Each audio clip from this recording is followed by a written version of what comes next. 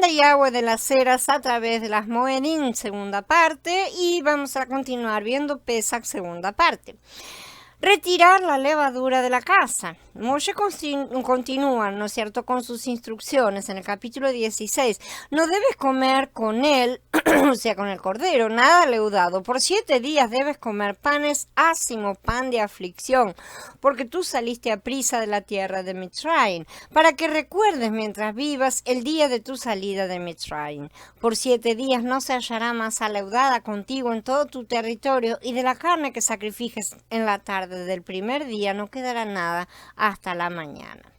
Se suponía que la gente debía quitar toda la levadura de sus casas antes del día de preparación para Pesach, que es Aviv 14.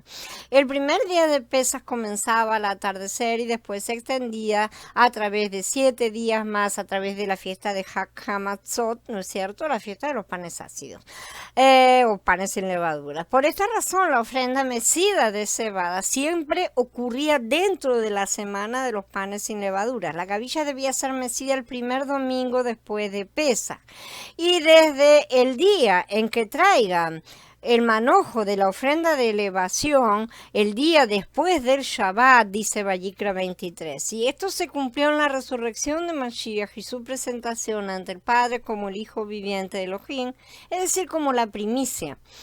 La levadura significa corrupción o pecado, sabemos. Por esta razón, toda levadura fue prohibida en cualquier sacrificio. Como dice, ninguna ofrenda que presentes a Yahweh deberá estar hecha con levadura, porque ninguna levadura ni miel, que también fermenta, puede convertirse en humo como ofrenda encendida para Yahweh, dice Vayikra en el capítulo 2.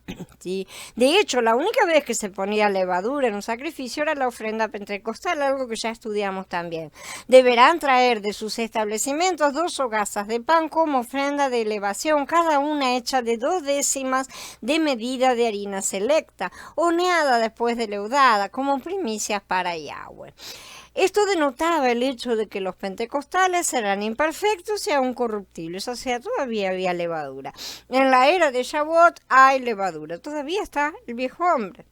Sin embargo, en Pesach la levadura fue prohibida para establecer sobre todo que Yahshua HaMashiach, el cordero de Pesach, era inmaculado y sin pecado. Él es la primera primicia, ¿sí? Los que tienen fe genuina basada en la verdad son imputados justos, como Shaul explica en Romanín 4. ¿Sí? Por fe se les permite ser considerados sin pecado porque Elohim llama a lo que no es como si fuera. Y así son colocados bajo la promesa a la espera de la redención de sus cuerpos. Pesach comienza en la tarde de Aviv 14. Y esto lo vamos a estar estudiando mucho más a fondo, un poco más adelante, porque es todo un problemón. Moshe continúa, no se te permite inmolar el sacrificio de Pesaj en cualquiera de las poblaciones que Yahweh tu Elohim te está dando, sino que en el lugar donde Yahweh tu Elohim escoja establecer su nombre, allí solamente inmolarás el sacrificio de Pesaj, por la tarde al ponerse el sol a la hora que saliste de Mitzrayim. Esto está en el capítulo 16 de Devarim. Estos detalles fueron importantes y vamos a ver las comparaciones más adelante, porque la ley revela el plan divino. En este caso profetiza cómo Mashiach sería sacrificado por el pecado del mundo. Primero, no fue simplemente asesinado por enseñar la verdad a los que lo rechazaron, ¿no es cierto?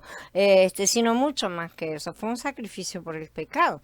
En segundo lugar, Jerusalén en ese momento era el lugar donde Elohim había elegido poner su nombre, por lo que el Mashiach tuvo que ser sacrificado en Jerusalén, más específicamente en el lugar donde fue clavado en el madero, justamente ya que la gloria de Elohim había dejado el monte del templo para descansar en la cima del monte de los olivos. La gloria de Yahweh subió de en medio de la ciudad y se detuvo sobre el monte que está al oriente de la ciudad, dice Yahezkel 11, y este monte se refiere al monte de los olivos. Por lo tanto, aquí fue donde Yahshua fue clavado en el madero, siguiendo el patrón establecido por el rey David, quien también hizo sacrificio en este lugar cuando su trono fue usurpado por Absalom, cuando fue traicionado por su amigo Ahitofel.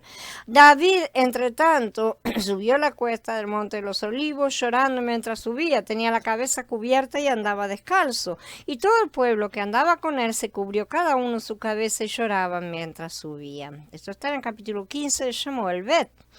El mismo monte fue también el lugar donde Yeshua ascendió después al cielo. Entonces volvieron a Jerusalén. Estos son los que iban para Emaús, desde el monte llamado Los Olivos, que está cerca de Jerusalén. El sacrificio del cordero.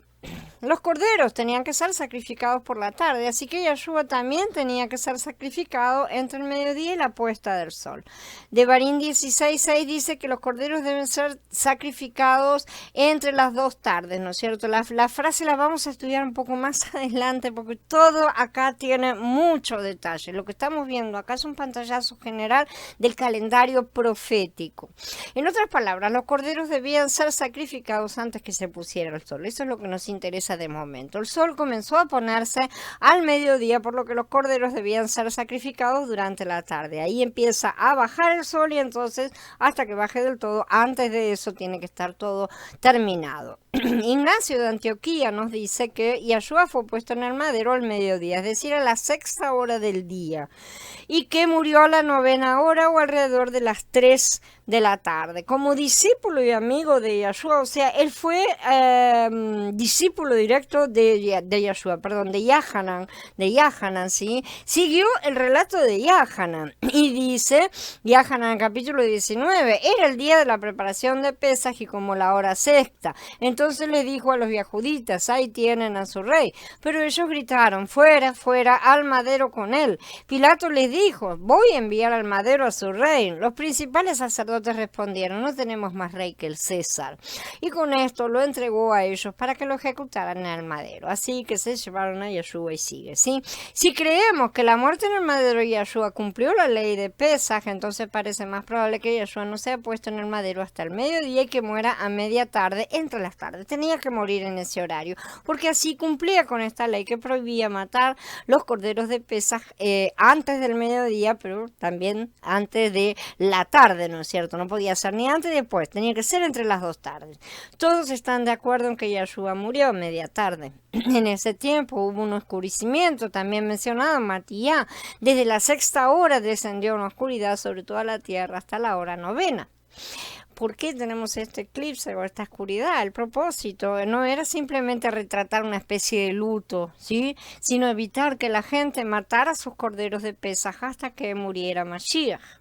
La ley les prohibía matar los corderos antes del mediodía o después de la puesta del sol. Por lo tanto, cuando la noche pareció llegar así de temprano, ¿no es cierto? La gente no podía matar a los corderos de Pesaj hasta que el sol regresara, y regresó a media tarde. La gente estaba completamente confundida, no sabía lo que estaba pasando. Sí, fue entonces cuando sí salieron corriendo a matar a los corderos, por lo que la muerte de esos corderos coincidió con el momento de la muerte de Mashiach, pero él fue el primero. Comiendo al cordero, dice Devarim, lo cocerás y lo comerás en el lugar que Yahweh tu Elohim escoja. Por la mañana puedes emprender tu viaje de regreso a casa. Después de comer pan sin levadura por 6 días, celebrarás una reunión solemne para Yahweh tu Elohim en el 7º día. No debes hacer trabajo alguno. Comer es apropiarse y asimilar, como ya sabemos. Pesaj se debía comer solo en el lugar donde Elohim había elegido colocar su nombre. Estamos todos comiendo del verdadero Pesaj, ¿no es cierto? Que es Yeshua. Yeshua les dijo, en verdad les digo, esto es justamente lo que decíamos, amén, amén. ¿Sí? Les digo que si no comen la carne del Hijo del Hombre, no beben su sangre, no tienen vida en ustedes. El que come mi carne y bebe mi sangre tiene vida eterna y yo lo resucitaré en el día final, porque mi carne es verdadera comida y mi sangre es verdadera bebida. El que come mi carne y bebe mi sangre permanece en mí y yo en él. Así como me envió el Padre viviente y yo vivo por el Padre, asimismo el que me come también vivirá por mí. Esto está en el capítulo 6 de Yahanan. Esto era difícil de comprender para la gente antes de la revelación de que él era el cordero de Pesaj.